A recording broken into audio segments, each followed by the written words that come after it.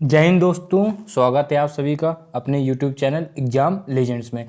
इसमें हमारा physics class 12th का चैप्टर चल रहा था इलेक्ट्रिक चार्जेस ना, आपका इलेक्ट्रिक चार्जेस एंड फील्ड, जो कि बहुत इंपॉर्टेंट चैप्टर है आपके क्लास 12th का, और ये फर्स्ट चैप्टर भी आपका है ना। अब इसका जो पहला लेक्चर है वहाँ पर हम लोग इलेक्ट्रिक फील्ड लाइंस तक पढ़ चुके थे, और जिसको भी इलेक्ट्रिक फील्ड लाइंस तक कोई डाउट है तो वो वाला लेक्चर वो देख सकता है। आज मैंने क्या कहा था, देखो आज के लिए ये रखा था, एक तो क्लास थोड़ी सी लेट हो गई है और भी हम लोग वीडियोस अपलोड करते हैं उसके मतलब बिहाफ में ना, तो उसी में थोड़ी लेट हो गई, लेकिन आपको पूरा कंटेंट मिलेगा तो आपको लास्ट तक बने रहना है और पूरी क्लास को देखना है। अब एनसीईआरटी का चूज़ क्यों किया, अगर बहुत बच्चों के दिमाग में सवाल आ रहा हो तो वो इसलिए है क्योंकि इसमें क्या है, आपका पूरी थ्योरी डिटेल में दी गई है। डिटेल में किस डिटेल में कि मतलब आप उसको बस डिकोड कर लो, हर चीज़ डिटेल ही में है, उसको आप डिकोड कर दो क्योंकि पूरा पता समझ लो। ब्रीफ जो नॉलेज है वो आपको इसमें दे देते हैं, ठीक है। अब उसको बस आपको डिकोड करना है और आपको अच्छे से समझ के बस चलना है। और उसके लिए सबसे कोई भी एग्जाम का आप तैयारी करो, चाहे नीट हो चाहे जेईई मेंस हो, ठीक है, चाहे एडवांस हो, जिसने एनसीईआरटी नहीं पढ़ी उसका वो एग्जाम कभी भी नहीं निकलेगा। और बोर्ड के लिए तो एनसीईआरटी प्रेफरेंस है, क्यों? क्योंकि 95% जो है बोर्ड का वो एनसीईआरटी के अंदर से आता है। क्वेश्चन कहीं से भी आ सकते हैं, लेकिन जो मेथड है, जो प्रोसेस है, जो क्या कहते हैं आपके जो कंटेंट है वो एनसीईआरटी का ही होता है। तो चलो इतनी बातों के साथ हम लोग स्टार्ट करते हैं। आज का टॉपिक सबसे पहला क्या रहेगा, electric flux.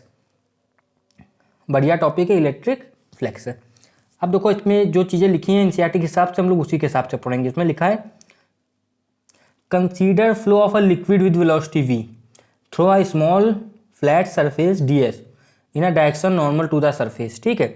The rate of flow of liquid is given by the volume crossing area per unit time, है ना। वॉल्यूम क्रॉस कितना करेगा पर यूनिट टाइम, इसी से तो आप निकालोगे। अगर आपसे rate of flow of liquid पूछ दिया जाए तो भाई लिक्विड जो फ्लो होगा किसमें होगा, एक वॉल्यूम में फ्लो होगा। और वॉल्यूम कैसे आप निकाल सकते हो भाई, जितनी वेलोसिटी से फ्लो हो रहा है और जितना वो रेंज कवर कर रहा है, तो ये लिखा है, और अपॉन में कितना समय ले रहा है, तो वो चीज उन्होंने लिखा है and represent the flux of liquid flowing across the plane. इससे आप रिप्रेजेंट कर सकते हो अगर कोई लिक्विड जो है वो फ्लो कर रहा है आपका किसी से, समझ लो ना, किसी क्रॉस सेक्शन से।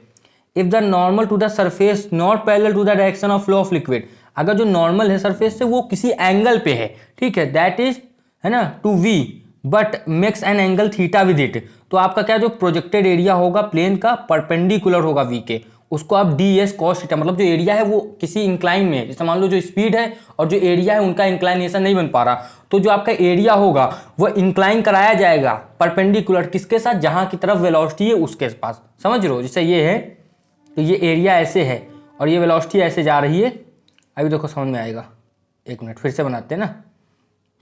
मान लो ये एरिया ऐसे है और वेलोसिटी ऐसे है, ठीक है, तो एरिया का एक कंपोनेंट आपका ऐसे आएगा, ठीक है, परपेंडिकुलर लेके आना है बस। कंपोनेंट दो होते हैं, एक एक्स में होता है एक वाई में होता है। अगर 2D की बात करेंगे, 3D की बात करेंगे तो एक्स वाई जेड तीनों में हो जाएगा, ठीक है। ये चीज़ आपको समझ में आई, ये केवल फ्लेक्स समझाने के लिए इतनी चीज़ आपको बताई गई है।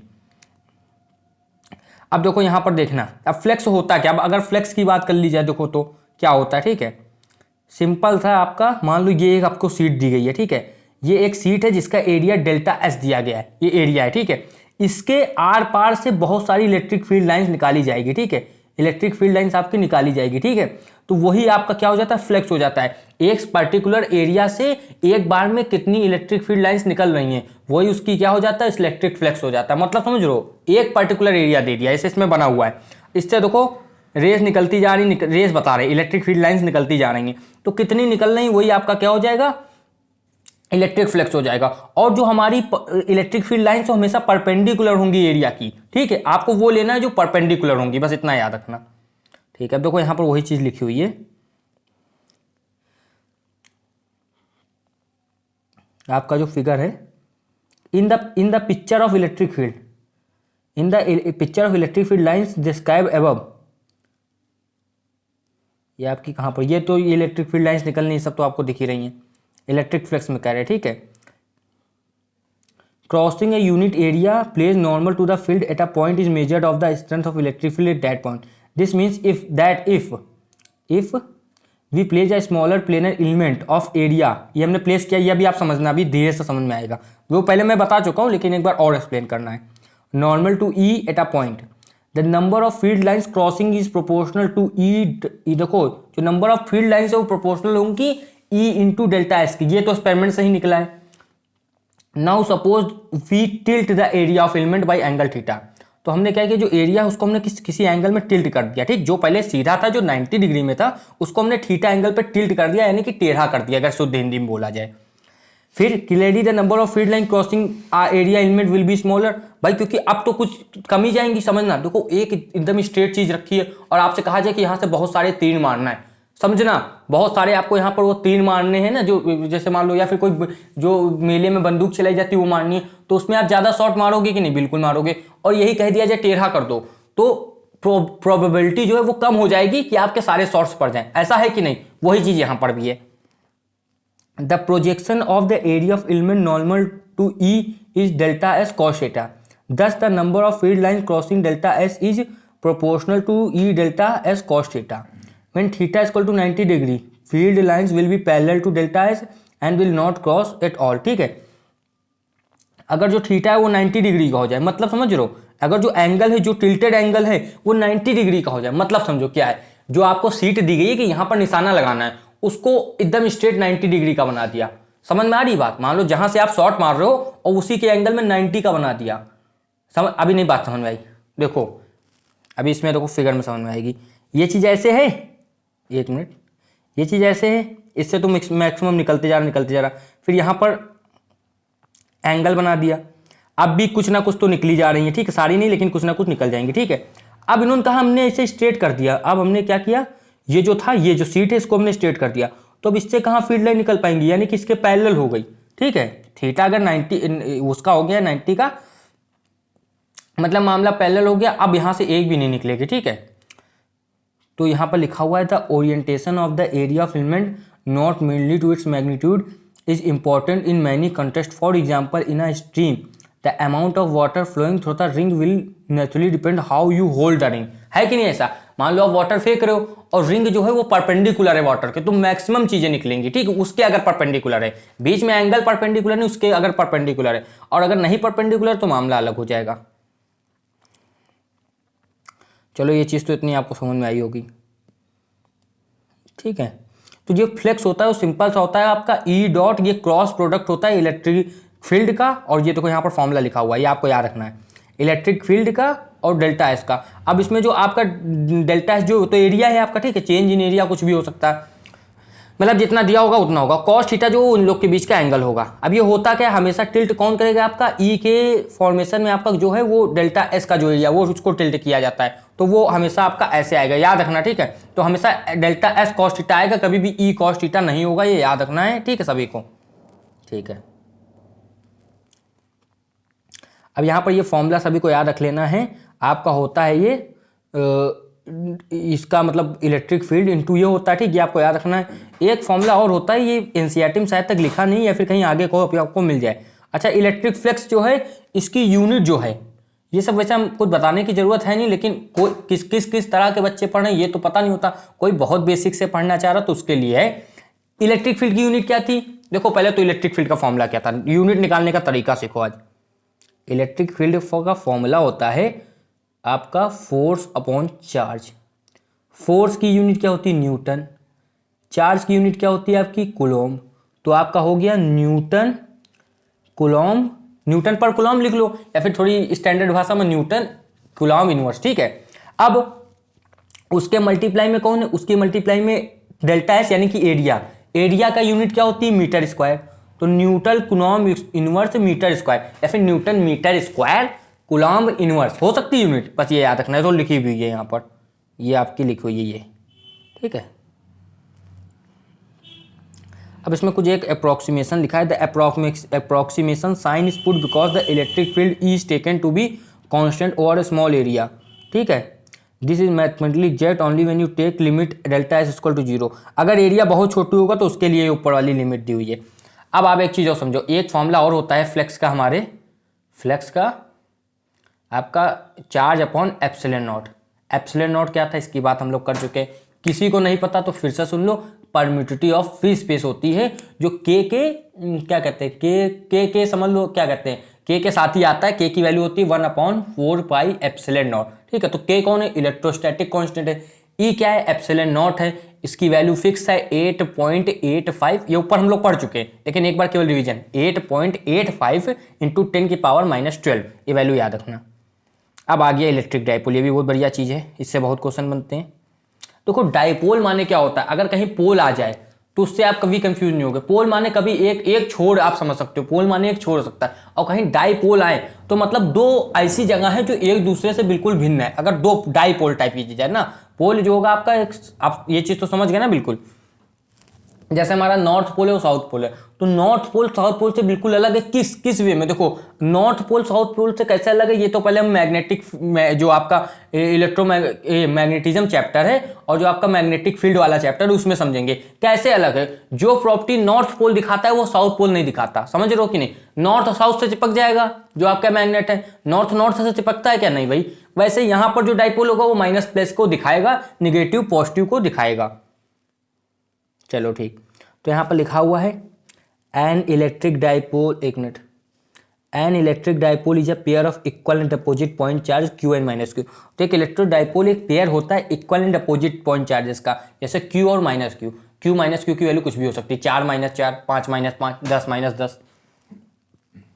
उनकी डिस्टेंस जो होती है वो एक जनरल टर्म दे दिया गया 2a डिस्टेंस जो होती है। भाई देखो बीच वाले पॉइंट से a डिस्टेंस में q होगा और a डिस्टेंस में माइनस q होगा, तो दोनों को ऐड करोगे 2a। ऑलराइट, अब इसके आगे क्या लिखा है, the line connecting the two charges define a direction in space bye convention. The direction is convention. एक चीज देखो कहीं भी बात आ जाए कि कन्वेंशन, बाय कन्वेंशन इसका मतलब है लोगों ने मान लिया तो आप भी मान लो। इसका मतलब ये नहीं है कि माइनस से प्लस जाओगे या प्लस से माइनस जाओगे तो आंसर अलग आएगा, नहीं। हमने कहा मतलब साइंटिस्ट कह रहे हैं कि अगर एक रॉयल सोसाइटी ने कुछ मान लिया है तो आप भी मानो, ठीक है। तो इसका मतलब माइनस क्यू से क्यू तक जो होगी वो हमेशा डायरेक्शन होती है, ठीक है। अब ये रॉयल सोसाइटी वाला मतलब रहता है, इसे आप आयुपेक को जानते हो ना, आयुपेक जिसको आयुपीएसी भी कहते हैं, उसके कुछ नाम है एलिमेंट के, जो वो कहेगा वही आप मानोगे। क्यों? क्योंकि वो संस्था है जो सारे साइंटिस्ट जिसको मानते हैं और जो आपके प्रोफेसर हैं या फिर रिसर्चर हैं वो भी उसको मानते हैं, ठीक है। इसमें लिखा है से to be in direction to of the pole, the mid point of the location of minus q and q is called the centre of dipole. जो मिड पॉइंट होता है दोनों को उसको सेंटर ऑफ डाइपोल कहते हैं, ठीक है, कोई बात नहीं। अब यहाँ क्या लिखा हुआ है, the total charge of the electric dipole is obviously zero. क्यों ऑब्वियसली जीरो? एक -5 दूसरा +5 है तो दोनों मिला के जीरो होंगे ना। क्यू और माइनस क्यू हमेशा जीरो होगा ना, +1 -1 हमेशा जीरो होगा ना, बस यही चीज है। This does not mean that the field of the electric dipole is zero. अब ये कह रहे हैं जो फील्ड है इलेक्ट्रिक डाइपोल की वो जीरो नहीं हो सकती फिर भी। क्यों?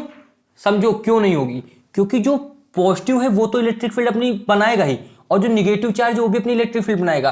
अभी हम इसमें एक कैच है, जिसने पहला लेक्चर देखा हो तो समझेगा, हम यहाँ पर फिर से रिपीट करेंगे।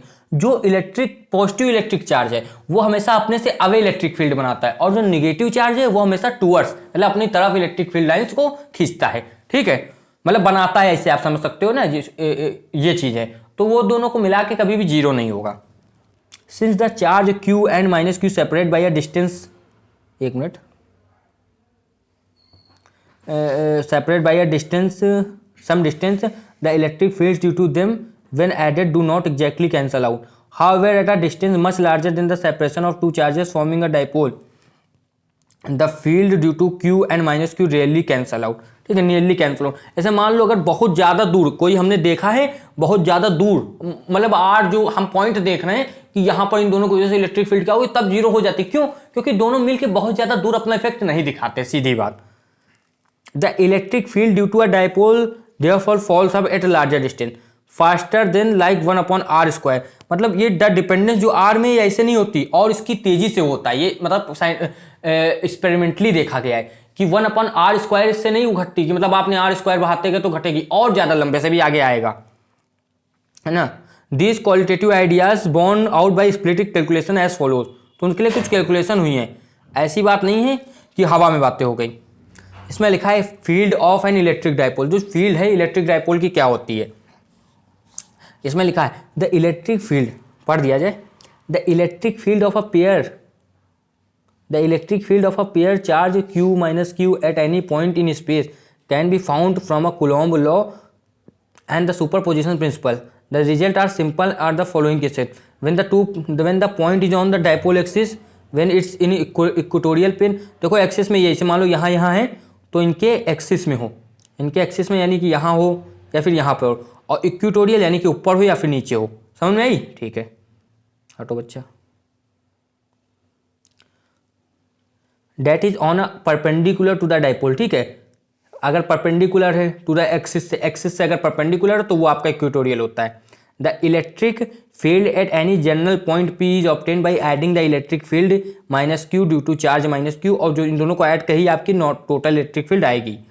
तो देखो जो let the point B at a distance R from a centre of a dipole on the side of the charge q shown in figure. तो अगर माइनस क्यू के लिए देखेंगे वैल्यू तो वही वैल्यू ये रहती है, ठीक है, और अगर प्लस क्यू के लिए रहते हैं तो ये वैल्यू ये होती है, ठीक है। ये बहुत आसान, इसमें कोई इतना रॉकेट साइंस नहीं है। यहाँ पर आपका क्यू है, यहाँ पर मान लो माइनस क्यू, तो इधर से निकाला तो भाई ये डिस्टेंस है, आपको वहाँ से दूरी देखना है इस पॉइंट से। एक मिनट, इस पॉइंट से आपको दूरी देखनी है, तो आप कहीं पर भी दूरी, मतलब दूरी से मान लो यहाँ से हमने देखा तो ये थोड़ी दूरी बढ़ गई, यहाँ से देखा तो खड़ी घट गई, वही यहाँ पर प्लस लिखा हुआ है माइनस की जगह और यहाँ पर आपका माइनस लिखा हुआ है। ये आप नॉर्मली से कर सकते हो। तो इतनी वैल्यू आई, देखो यहाँ पर पूरा किया भी हुआ है। अगर किसी को डाउट है तो देखो यहाँ पर किया भी हुआ है। वैसे एनसीईआरटी में ज़्यादातर चीज़ें क्लियर कर ही देते हैं। जैसे यहाँ पर आपका है, इसको थोड़ा छोटा करें। अब देखना, जैसे यहाँ पर आपका क्यू है, यहाँ पर माइनस क्यू है, ये क्यू है, ये माइनस क्यू है, ठीक है। ये डिस्टेंस आपकी 2a है, ठीक है। अब देखो यहाँ पर ये पॉइंट आपका, ये देखना, ये जो ई क्यू है ये ऐसे जा रही है और जो ये जो है ये इधर जा रही है। ये चीज़ आपको समझ में आ रही, क्यों? क्योंकि यहाँ पर एक हमने समझ लो पॉजिटिव टाइप का रखा है, तो पॉजिटिव निगेटिव अट्रैक्ट कर रहे हैं और आपके पॉजिटिव निगेटिव अट्रैक्ट कर रहे हैं और पॉजिटिव आपके रिपेल कर रहे हैं, ठीक है। तो आप यहाँ देखोगे ये डिस्टेंस में जो है, अगर यहाँ से हम देखेंगे तो आपको जो ये डिस्टेंस है आर, इससे आपको एक एक हटाना पड़ेगा, ठीक है। और यही अगर हम थोड़ा आगे चले जाएंगे तो आर में एक जोड़ना पड़ेगा। तो देखो यहाँ पर अभी दिखा रहे हैं, प्लस वाले के लिए आप देखोगे, यहाँ प्लस वालों के लिए, माइनस वाले के लिए अच्छे से देखना। ये आपका प्लस वाला है, ये माइनस वाला है, अच्छे से भी समझ में आएगा। ये प्लस वाला जो है, यहाँ से आप देखोगे ये पूरा आर था, इससे इतना हटाना पड़ेगा कि नहीं? देखो लॉजिक है, ये पूरा आर था, इससे ये इतना हटाओगे नहीं, तभी तो मेन डिस्टेंस जो है पता चलेगी, ठीक है, पी पॉइंट से। अब इसके लिए देखोगे, इसके लिए इससे आपकी ये आर तो है, प्लस ए भी लगाना पड़ेगा। वही चीज़ केवल यहाँ पर की है, देखो बस। नहीं, क्लियर बात है। और फिर सॉल्व कर दिए, फॉर्मूला ही लगाया है कि किसका फॉर्मूला है ये आपका, फोर्स अपॉन चार्ज का लगा, फोर्स अपॉन चार्ज होता है, या फिर के क्यू अपॉन आर स्क्वायर, वही फॉर्मूला लगा हुआ है। अब के की जगह 1/4 पाई एप्सिलॉन नॉट रख दिया है। सॉल्व करने के बाद ये वैल्यू आपकी आती है, ये ऊपर वाली। नॉर्मल सॉल्व करना है, केवल कैलकुलेशन है इसमें। लेकिन अगर आर बहुत बहुत बहुत बड़ा है तो ए की वैल्यू 0 कर देते हो, लास्ट में वैल्यू आपकी ये आ जाती है, ठीक है, ये वैल्यू आ जाती है, याद रखना। तो आप देख सकते हो यहाँ पर आर क्यूब से घट रहा है। देखो अगर पूछ लिया जाए कि एक्सिस में कैसे घटता है, 1/r क्यूब होगा, 1/r स्क्वायर होगा, तो 1/r क्यूब लगाना, ठीक है। अब सेम इसके बाद अगर इसके लिए देख लिया जाए, इक्वेटोरियल पोजीशन के लिए, तो ये डिस्टेंस तो आपकी यहाँ से आर डिस्टेंस है, ये इनको और इनको ऐड करके ये वाली डिस्टेंस आएगी, ठीक है। ये आप समझ ही रहे हो पाइथागोरस थ्योरम से, R square plus a square, वहाँ पर R square plus a square. क्यों भाई? डिस्टेंस नेगेटिव पॉजिटिव नहीं होती ना, डिस्टेंस तो पॉजिटिव होगी। अब जब आप इसको सॉल्व इसने किया लास्ट में, तो सॉल्व करके ये वैल्यू आती है। इसमें आप देखोगे सब कुछ सेम वैल्यू आएगी सॉल्व करने के बाद, बस यहाँ पर जो है 2 नहीं होगा, यहाँ पर 2 था, यहाँ पर 2 नहीं होगा, ठीक है। तो इसको आपको दिखला होगा कि इक्वेटोरियल की वैल्यू थोड़ी सी बड़ी है ना, ये बात है, ठीक है। क्यों इक्वेटोरियल इस पर कि थोड़ा सा ऊपर ही तो है, बस ऐसे आप समझ सकते हो, ठीक है। अब यहाँ पर जो उसकी वैल्यू थी, क्या कहते हैं, ये जो वैल्यू थी पी की, यानी कि डाइपोल को पी से हम लोग डिनोट करते हैं, क्यू इंटू 2a थी, वो वैल्यू यहाँ पर रख दिए तो इसकी वैल्यू इतनी हो गई, और ऐसे वहाँ पर वैल्यू रख देंगे तो इसकी वैल्यू जो है आपकी पी वाली ऐसे हो जाएगी। देख लो, ये इक्वेटोरियल में अलग आएगी और इसमें आपकी अलग आएगी। Eight a point on a dipole axis और इक्वेटोरियल, ये अलग अलग वैल्यू जो है यहाँ पर आपको दिखा दी गई है, ठीक है।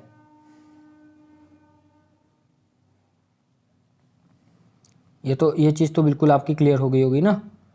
यहाँ पर वैल्यू आपकी कितनी आ रही, 2qa अपॉन ये चीज़ 2qa अपॉन ये, इसकी इतनी आपकी आ गई ना। एट अ लार्ज डिस्टेंस में वैल्यू घट जाएगी, ठीक है।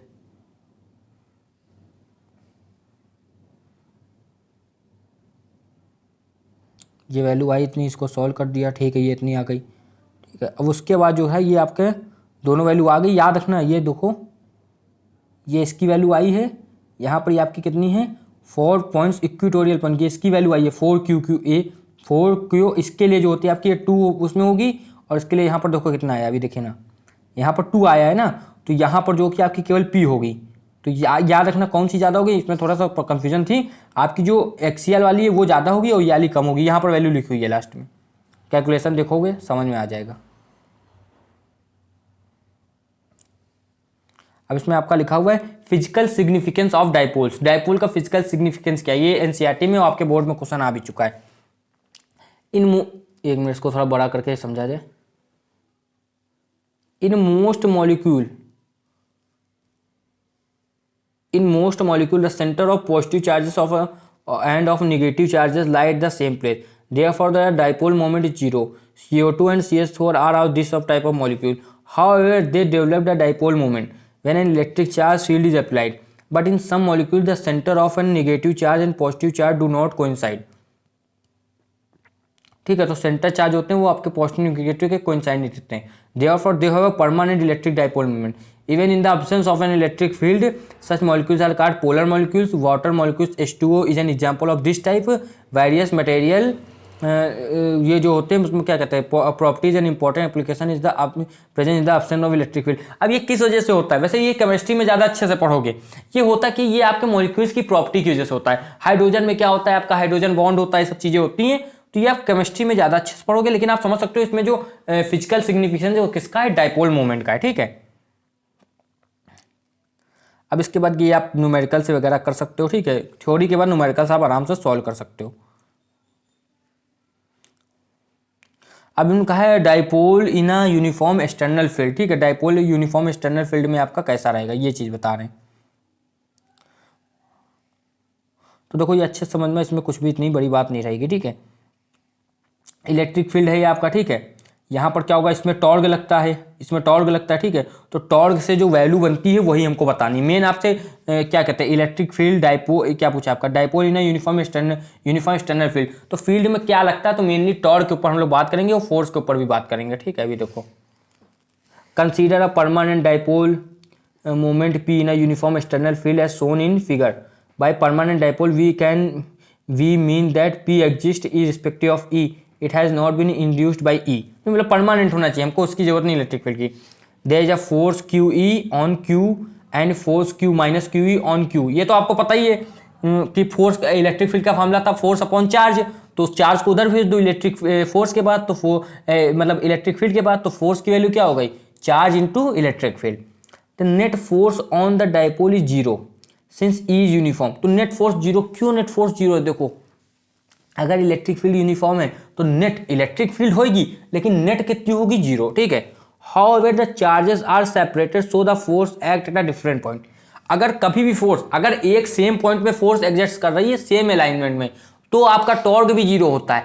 लेकिन जैसे मान लो आपकी टेबल है, ठीक है, तो आपने क्या किया, देखो अभी इसमें दिखाते हैं, ये आपकी टेबल है, आप इधर से धक्का दोगे, आपका जो दोस्त होगा वो इधर से धक्का देगा, तो टेबल घूमने नहीं लगेगी, और दोनों एक ही जगह से धक्का दोगे तो टेबल अपनी जगह रुकी रहेगी। तो वही चीज़ इसमें बताई गई है। ठीक है, तो उसके बाद क्या होता है, जब ये इसमें क्या आता है, टॉर्क आ जाता है, क्योंकि देखो इसमें देखो ये यहाँ से आएगी, ये ऊपर जा रही है इसे। ठीक है, और ये यहाँ पर ऐसे फोर्स लग रही और ये ऐसे फोर्स लगी, तो ये घूमने लगेगा और जहाँ घूमने वहीं टॉर्क आ जाता है। तो टॉर्क की वैल्यू जो है वहाँ पर यहाँ पर लिखी हुई है, आपका टॉर्क की वैल्यू होती है फोर्स इंटू आपका क्या होता है, फोर्स इंटू डिस्टेंस होती है, फोर्स इंटू आपकी डिस्टेंस होती है ना।